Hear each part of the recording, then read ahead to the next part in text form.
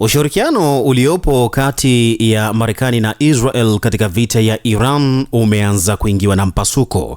Taarifa zinaeleza kwamba Marekani ina malengo yaliyo tofauti na Israel katika vita ya Iran ambayo walianzisha kwa pamoja na hivi sasa wanaiendeleza kwa pamoja, lakini malengo yameonekana kuwa ni tofauti.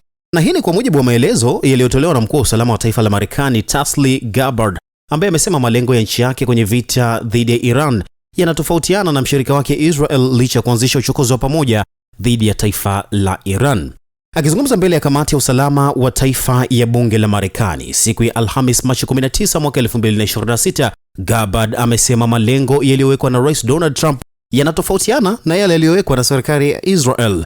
Amenukuliwa akisema, tunaweza kuona kupitia operesheni hizi kwamba serikali ya Israel imejikita kwenye kuvunja uongozi wa Iran. Rais Trump ameelekeza kwamba malengo yake ni kuharibu uwezo wa Iran kurusha makombora ya masafa marefu, uundaji wa makombora hayo na jeshi lao la baharini, alisema mkuu huyo wa usalama wa taifa la Marekani. Hata hivyo, kauli yake imeonekana kwenda kinyume na ile ya waziri wa vita wa taifa hilo la Marekani, Bwana Peter Hegseth, ambaye wakati akizungumzia uwasilishaji wa pendekezo la kupatiwa dola bilioni 200 za ziada bungeni, alisema fedha hizo zinahitajika kuwaua watu wabaya.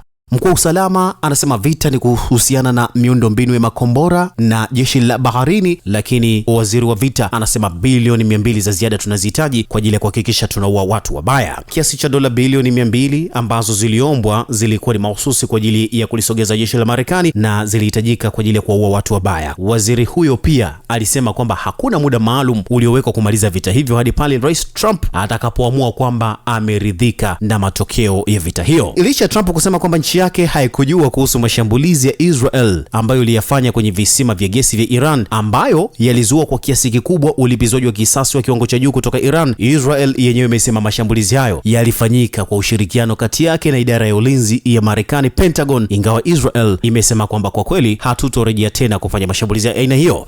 Wakati kukiwa na mgongano kati ya marafiki hawa wawili, uongozi nchini Iran umeapa kuendelea kujibu mashambulizi kadri yanavyoelekezwa kwake na umetumia nafasi hiyo kukosoa vikali wale wote wanaotolea maneno makali, maonyo kuacha mashambulizi yake, bila ya kulani wala hata kutaja kwamba imekuwa ikijibu tu uchokozi dhidi yake ambao hadi sasa umeshangamiza maisha ya watu zaidi ya 2000 wakiwemo watoto, wanawake na viongozi wakuu wa kisiasa, kijeshi na hata kidini wa taifa hilo. Waziri wa mambo ya nje wa Iran Abbas Araghchi alimkosoa Rais Emmanuel Macron wa Ufaransa, ambaye siku ya Jumatano alitoa wito wa kusitishwa mara moja kwa mashambulizi baada ya Iran kushambulia visima vya gesi vya Ras Laffan nchini Qatar. Marekani anasema, mimi sikujua kama walishambulia visima hivi, wakati Israel ikisema, wewe Marekani, idara yako ya ulinzi ilishiriki na sisi katika kutekeleza hili, lakini hatutorudia tena kufanya hivyo. Mambo ndivyo yalivyo. Unadhani vita hii mwisho wake utakuwa ni nini? Tuandikie maoni yako hapa. Naitwa Ibrahim Rojella.